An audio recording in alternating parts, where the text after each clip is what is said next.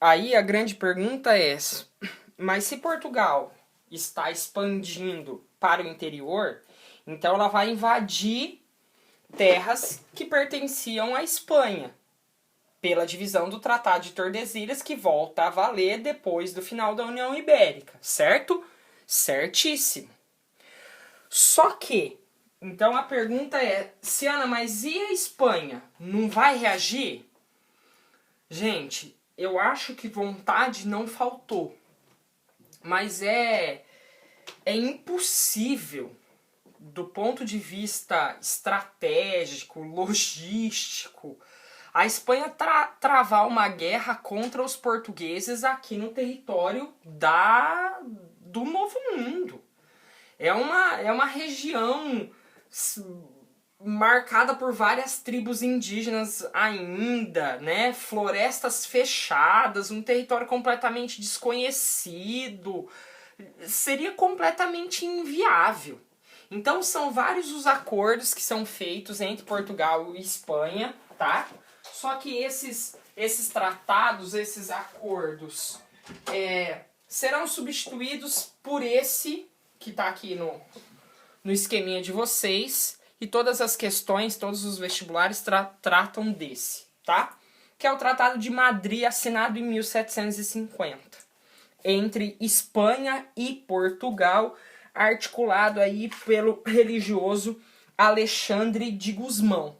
E o Tratado de Madrid ele é importante porque ele vai configurar praticamente 90% do território brasileiro, tal e qual nós conhecemos hoje, será acordado aqui pelo Tratado de Madrid, tá?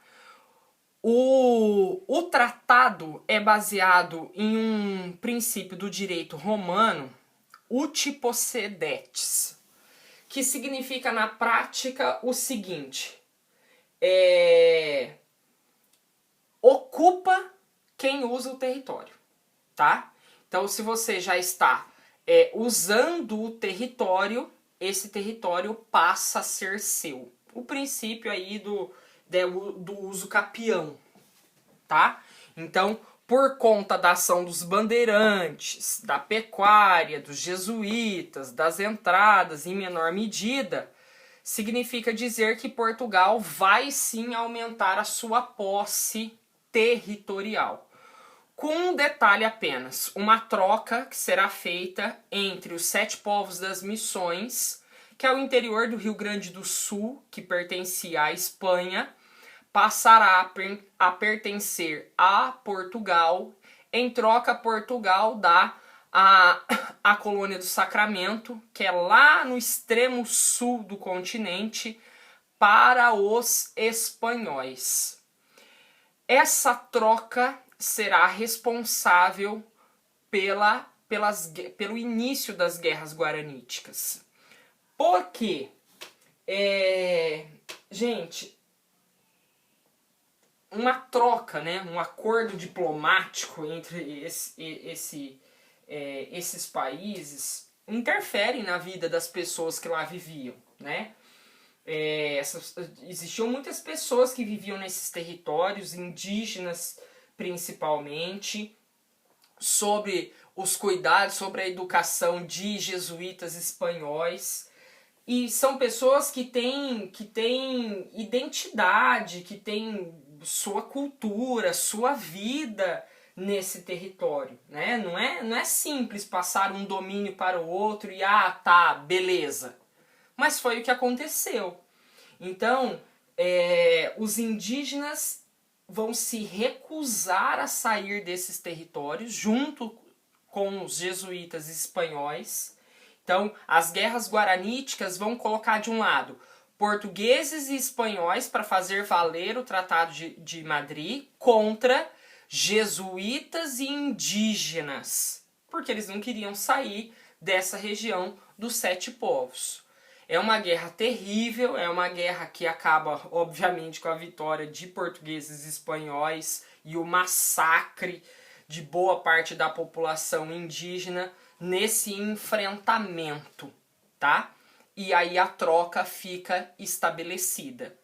O Tratado de Madrid será anulado no Convênio El Prado.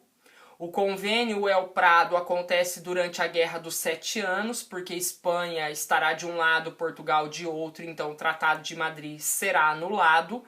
Mas esses mesmos termos do Tratado de Madrid voltam a valer em 1801 com o Tratado de Badajoz. Então o Tratado de Badajoz é para reafirmar aquilo que o Tratado de Madrid havia acordado em 1750, certo?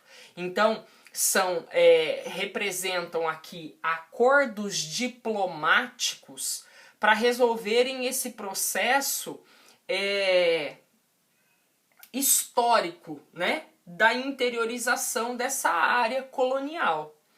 É muito comum o debate sobre esse processo de expansão territorial acerca da ação dos bandeirantes, né? A gente tende a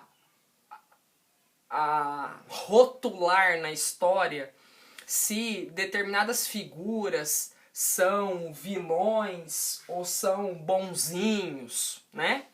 Mas é importante que saibamos, gente, que a história não é um seriado no Netflix, né? Não existe herói e vilão. Na verdade, o que existe são processos históricos. Então, os bandeirantes foram muito responsáveis por esse processo de interiorização, mas é inegável aqui a ação violenta com que eles atuaram nessas regiões. São inúmeras as cidades do Brasil que foram fundadas pelos bandeirantes, tá? Muitas das cidades foram fundadas por esses bandeirantes. Dentro da cultura do estado de São Paulo, quem conhece um pouquinho essas pessoas, eles tentam exaltar a ação dos bandeirantes, né? Colocam os bandeirantes como verdadeiros heróis, mas a gente precisa fazer essa análise. Foram extremamente violentos, especialmente com comunidades quilombolas, com indígenas, com jesuítas, mas sem eles também, certamente, esse processo de interiorização teria tomado outros rumos. Então, cuidado na tentativa de rotular os bandeirantes aí como heróis ou como vilões, ok? Então, aqui a gente termina essa aula sobre expansão territorial. Eu continuo disponível nas minhas redes sociais. Agradeço aí as pessoas que têm entrado em contato comigo para bater um papinho ou simplesmente para tirarem dúvidas, tá? Não se acanhem, perguntem mesmo. E um beijo no coração de vocês. Cigana tá aqui com o coração doído de estar mais uma vez longe de vocês. Certo? Um abraço, meus queridos.